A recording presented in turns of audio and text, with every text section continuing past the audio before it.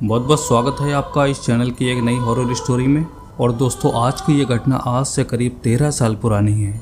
मेरा घर एक बहुत ही छोटे से कस्बे में था और उस वक्त मैं पढ़ाई के साथ साथ छोटे मोटे काम भी कर लिया करता था, क्योंकि उससे मेरा जेब खर्च निकल जाता था। उस टाइम पर मेरे दोस्त तो कई थे, पर एक उनमें सबसे खास था और उसका नाम है रिजवान शेख। हमारी दोस्ती बहुत ही पक्की थी, तो इसलिए हम दोनों का एक दूसरे के घर पर आना जाना हमेशा लगा रहता था।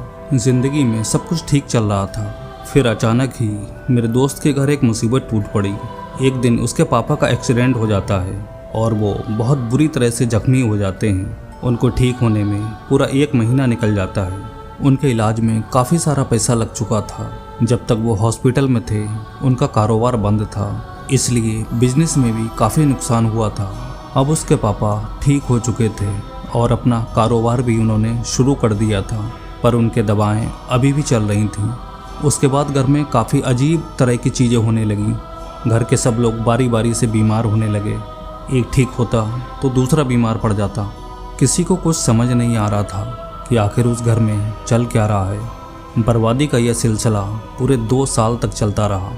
सबका इलाज कराते कराते उसके पापा की माली हालत काफ़ी ख़राब हो चुकी थी। इस बीच उन्होंने काफ़ी सारे मौलाना और बाबाओं से संपर्क करके सारी बातें बताईं। काफ़ी सारे इंतजाम किए, पर कोई फ़ायदा नहीं हुआ। इतनी सारी बर्बादी देखने के बाद मेरा दोस्त भी काफ़ी परेशान रहने लगा था। उसकी वजह से मैं भी परेशान था। आखिर वो मेरा बेस्ट फ्रेंड था। फिर एक दिन शाम को हमारे घर पर एक फ़कीर बाबा खाना मांगने आए। वो बाबा हमेशा हमारे घर आते रहते थे और हम उनको खाना हमेशा ज़रूर देते थे। वो मुझसे मेरा हाल चाल हमेशा पूछते थे और साथ में दुआ भी देकर जाते थे। उस दिन भी बाबा ने मेरा और मेरे परिवार का हाल चाल पूछा। तब मैंने कहा, बाबा मेरे घर तो सब ठीक है, पर मेरे दोस्त के घर बहुत परेशानी चल रही है। फिर मैंने उनको उसके घर की सारी घटना बता दी। तब बाबा ने मुझे बहुत ध्यान से देखा और मुझसे कहा, ये सब 2 साल से चल रहा है। काश तुम मुझे पहले बताते थे तो शायद ये बर्बादी रुक सकती थी। तब मैंने बाबा को बोला, बाबा मैंने तो बस ऐसे ही उसकी परेशानी बता दी थी, पर मुझे नहीं पता था कि आप कुछ मदद कर सकते हैं। तब बाबा ने मुझे एक एड्रेस बताया और मुझसे कहा, वहाँ पर तुम्हें एक बड़े फ़कीर बाबा मिलेंगे। जब उनसे मिलो तो हमारा नाम बताना और कहना मुझे बाबा जी ने भेजा है। ऊपर वाले ने चाहा तो तुम्हारा काम हो जाएगा। वो जगह हमारे घर से करीब 90 किलोमीटर दूर थी। फिर बाबा के साथ जो भी बातचीत हुई, मैं रिजवान को बताने उसके घर चला गया। तब रिजवान ने कहा, ठीक है, 2 से 3 दिन बाद चल कर देखते हैं क्या होता है वहाँ पर। मैंने उस जगह के बारे में पूरा पता निकाला तो पता ये चला कि 80 से 85 किलोमीटर का रास्ता तो ट्रेन का है, बाकी का रास्ता हमें पैदल तय करना होगा। और फिर 2 दिन बाद हमने सुबह 5 बजे वाली ट्रेन पकड़ी और करीब 9 बजे हम लोग बाबा जी के घर पहुँच चुके थे।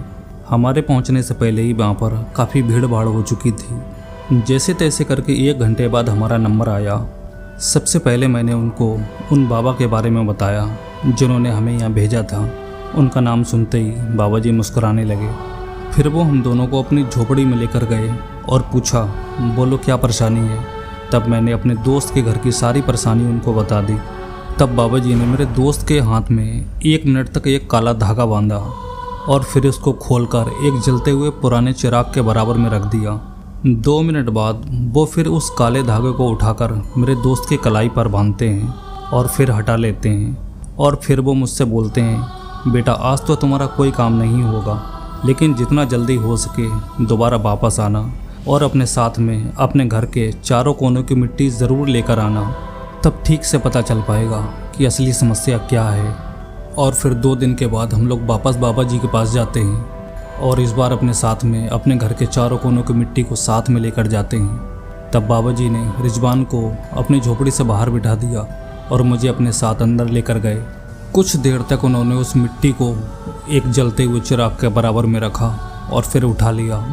उसके बाद उन्होंने उस मिट्टी के ऊपर कुछ पढ़कर फूंका।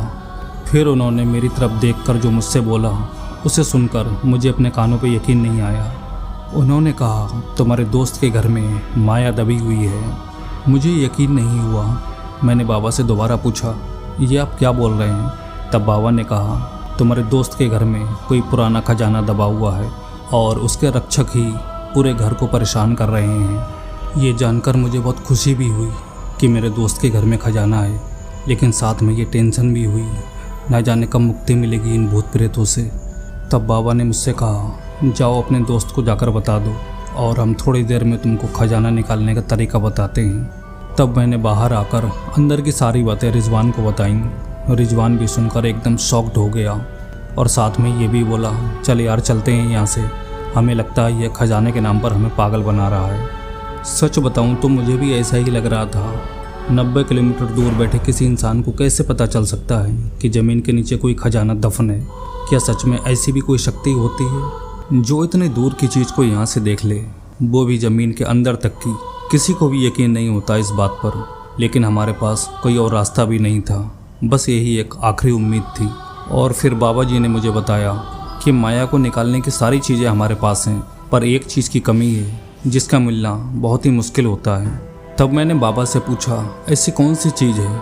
तब उन्होंने कहा, हिरन के पेट में जो कस्तूरी होती है हमें वो चाहिए, जो कि बहुत ही दुर्लभ चीज़ होती है और बहुत ही मुश्किल से मिलती है। तब बाबा ने कहा, हम अपने हिसाब से तलाश करते हैं, तुम अपने आसपास के एरिया में तलाश करो, हो सकता है कहीं मिल जाए। हम लोगों को कस्तूरी ढूंढते हुए पूरा 1 महीना बीत चुका था। आसपास की हर जगह, हर गांव में तलाश की, पर हमें अभी तक कोई कामयाबी नहीं मिली थी।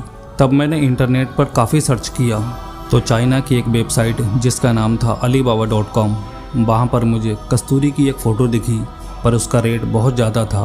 इतनी छोटी सी चीज़ के 30,000 रुपये थे, पर फिर भी मुझे खुशी हुई, आखिर मिली तो। फिर मैंने अपने दोस्त को बताया। उसके बाद हमने बाबा जी के लड़के के पास फ़ोन किया और उन्होंने हमारी बात बाबा जी से कराई। तब बाबा जी ने बोला, रेट तो ठीक है, ज़्यादा महंगी नहीं है, क्योंकि इसकी कीमत बहुत ज़्यादा होती है, पर इसकी क्या गारंटी है ये असली होगी? कहीं ऐसा ना हो कि पैसे भी जाएं और चीज़ भी नकली मिल जाए।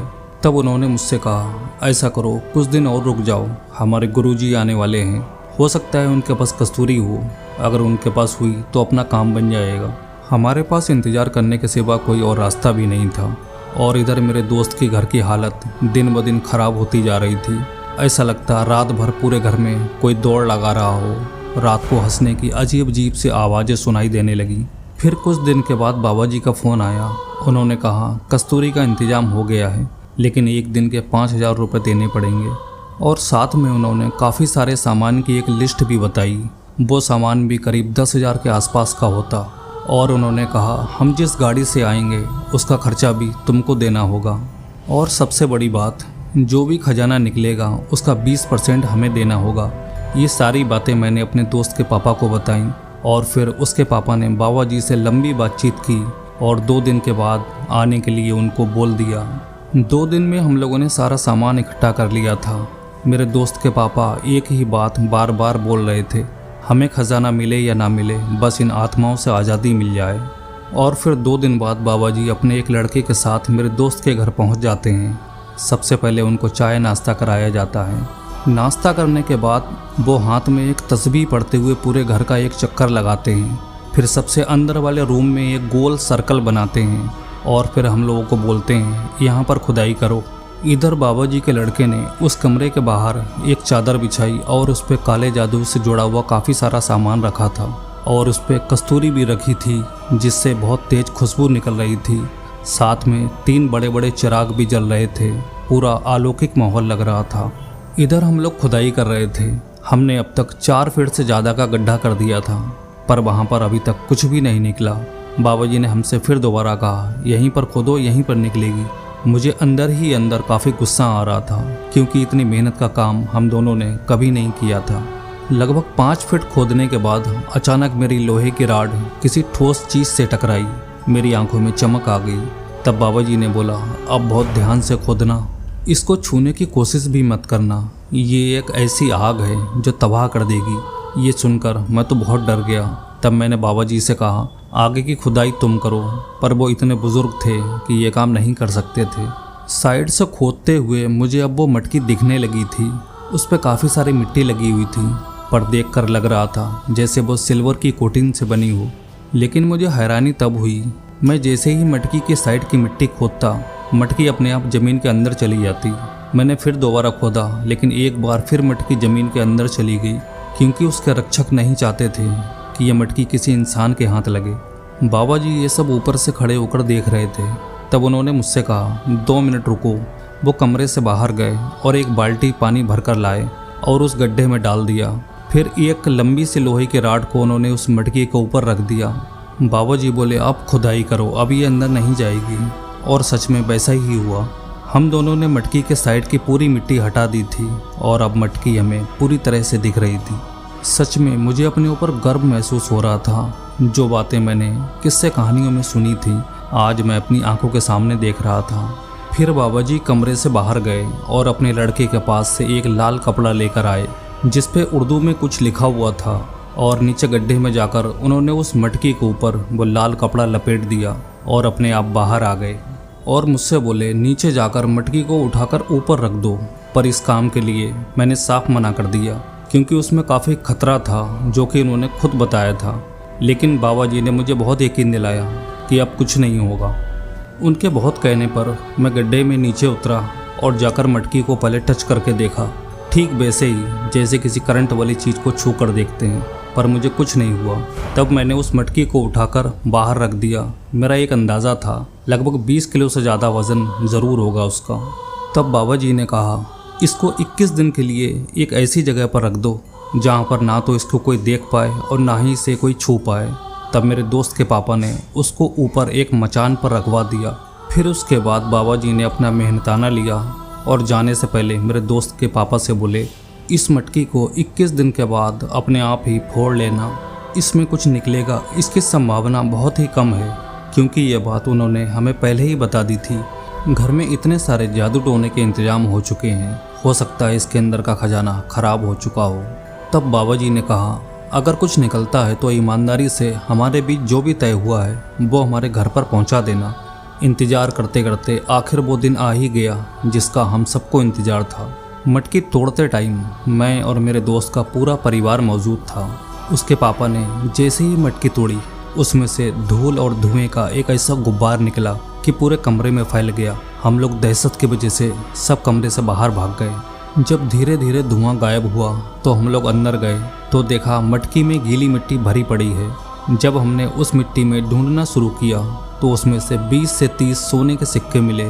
वो भी काफ़ी हद तक ख़राब हो चुके थे, लेकिन उस वक्त की कीमत के हिसाब से मेरे दोस्त के पापा के एक्सीडेंट से लेकर अब तक की जो भी बर्बादी हुई थी, सबकी कीमत सिक्कों के रूप में मिल चुकी थी। जिस दिन से बाबा मटकी निकाल कर गए थे, घर में भूतिया एक्टिविटी पूरी तरह से बंद हो चुकी थी और अब घर में कोई बीमार भी नहीं था। अगले दिन दोस्त के पापा बाबा जी के घर उनका हिस्सा देने चले गए और साथ में उनका शुक्रिया भी अदा किया। मेरे दोस्त के पापा ने मेरी दोस्ती को देखते हुए मुझे गिफ्ट में एक साइकिल और एक मोबाइल दिया था। अब इस बात को बरसों गुजर चुके हैं, वो परिवार अब हंसी खुशी रह रहा है। दोस्तों, इस घटना के बारे में आपकी क्या राय है, हमें कमेंट करके ज़रूर बताएं। ये घटना आपको अच्छी लगी हो तो लाइक करें, चैनल को सब्सक्राइब करें। मिलते हैं किसी और सच्ची घटना के साथ। Take care.